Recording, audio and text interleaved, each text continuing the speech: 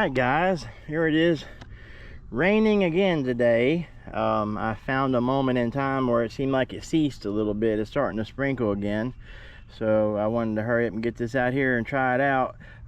These wheels, these tires did really better than they did yesterday. Yesterday they were really full of mud and muck, and of course if you get too much mud in your tread, you're going to lose traction, obviously.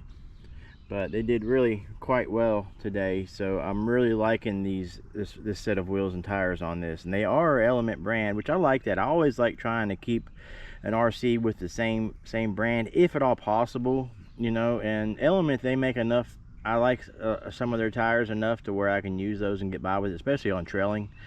But these they are the General Grabbers AT X's, I believe.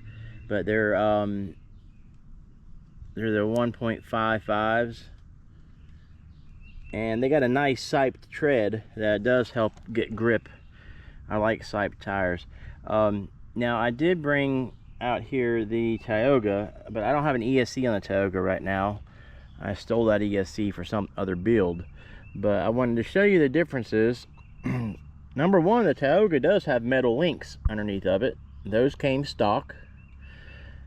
But it has stock. It has smaller wheels and tires. It doesn't. You can't put too large of wheels on this one because it does scrub. But I know the Ecto is made a little bit different, where it's got like almost a tucked in body. You can put a larger wheel on it. That's why I was able to put these larger 1.55s. It came stock with 1.55s, but these are a taller tire. A little bit wider too. They're just a little bit bigger. These tires actually came on a tent scale Element RC, the Trail Runner, the SUV, and they seem to work really good on this. I really like them, and they're beadlock and they're sealed, so they won't get no water down on inside of them.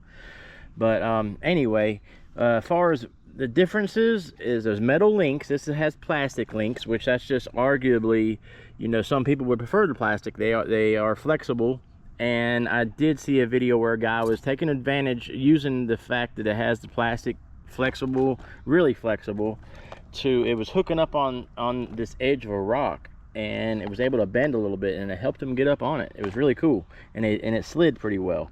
But regardless, the wheelbase is much shorter on the Tioga, and the Tioga is the older version of this.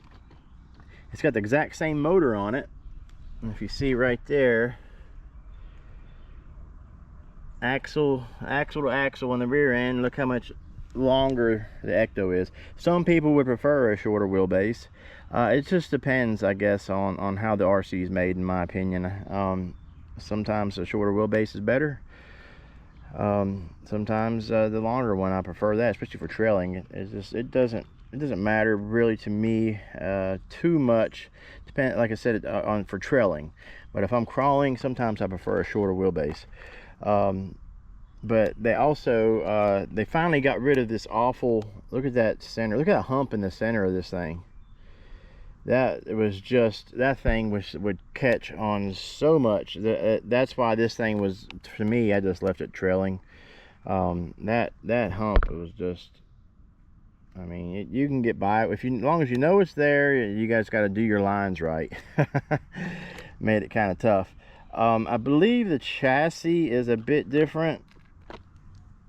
Yeah, actually it's the same chassis. They just did different shock mounts. This Ecto looks like it's the same shocks. I believe it is. I do like the flip top on the Tioga.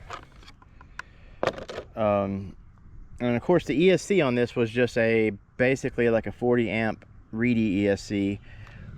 This one's a Fly Sky. Let me see, I don't know how many amps it is, but it is nice that it has, yeah, it doesn't even say on there, it just says 2 to 3S, there's 6 volt BEC. Yeah, I'm not sure. I don't want to guess on it, but it does have all your LED. It's got like a light box built into it. That's nice. You can put all your lights on this. I'm not sure if it's switched. It should be switched on the inside there. Where the one that came with this was just like your basic standard. It looked like a hobby wing. It would just said Reedy on it, 40 amp. But yeah, the chassis itself, yeah, it's definitely different. If you look at this chassis, it's got this quite of a curve going to it, and then it comes back up. The actual chassis is got the shock towers built into it, going straight up like that. Then it has a brace right in here, then another brace going straight across, and there's your shock tower. It's the actual part of the chassis. On this one, it's a much shorter shock tower, but yeah, the chassis is just straight. They got plastic shock towers on this. They're not, it's not part of the actual metal chassis. That's kind of neat how they made this. They definitely changed the chassis. I thought it was the same, but no, it's definitely different. There's only a few things that they shared that's the same. Even the axles are different. Yeah, let me look. Yeah, these the pumpkins are made differently. These are smaller pumpkins. Looks like a little bit upgrade to this. So it's definitely an upgrade, but it is the same 380 motor, even though it just has a different decal on it. And I love these 380 motors. This thing man, I've had this Tioga on 3S for several years. I've just now recently started running on 2S up until I took the ESC off. I ran it for, I don't know, several years just on 3S, and that's because the way the stock ESC was, it was really slow. And so when I put 1080 on it, I was able to back down to 2S, and I was able to maintain the wheel speed when I set it up right. But this one has got more wheel speed. I'm assuming it's geared different, and plus the ESC is a little bit different. And I do like that. It's definitely made, runs better for trailing right out the box. So it's definitely a good upgrade. I do like that. Now this one does have LEDs that came with it stock, just on the bumper, just the two right there, which is nice. They're bright. You can do night crawling.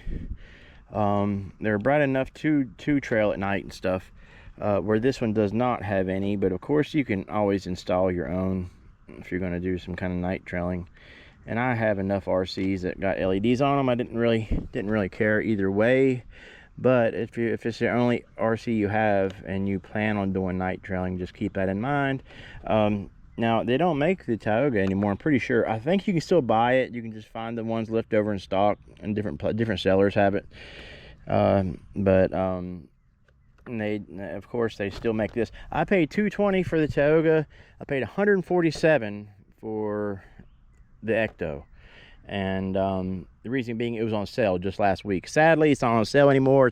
It's back up, but it's still just $200, so it's still less than what that was stock. It does have a much better transmitter, in my opinion. Right here, of course, I put my own rubber grip over top of the wheel, and it made it thicker so I can easily one-hand steer it.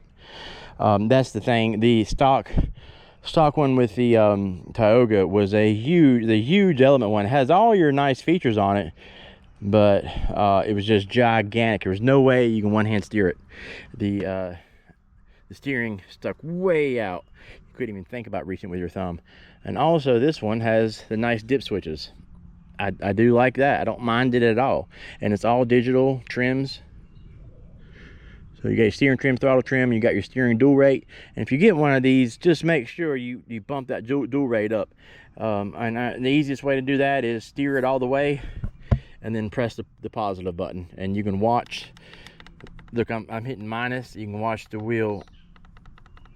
Now I'm gonna hit plus now. Here's what it does.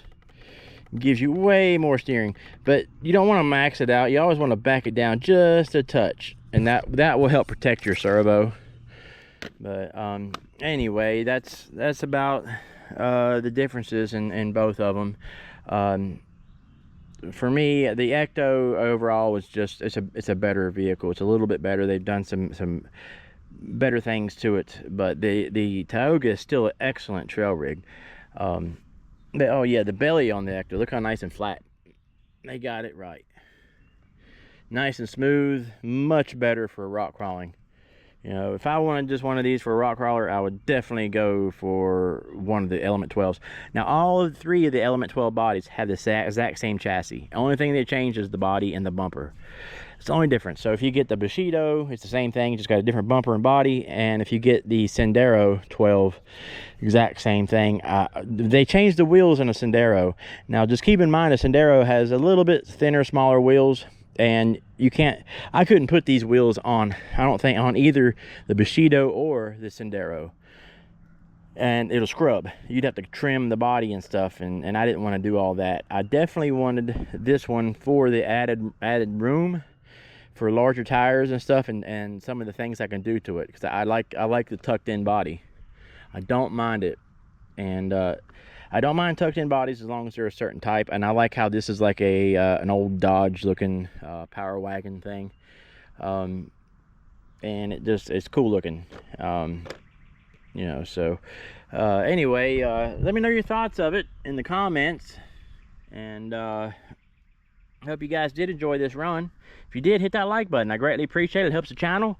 And yeah, the more likes I get, the more my video goes out to reach more people, and it definitely helps the algorithm. I greatly appreciate it if you hit that like button. And even if you hate this RC, you want to hit the thumbs down button. That it still does the same. It helps the algorithm. So, but anyway, all right, guys. I hope you all are doing well. And as always, thank you for everything.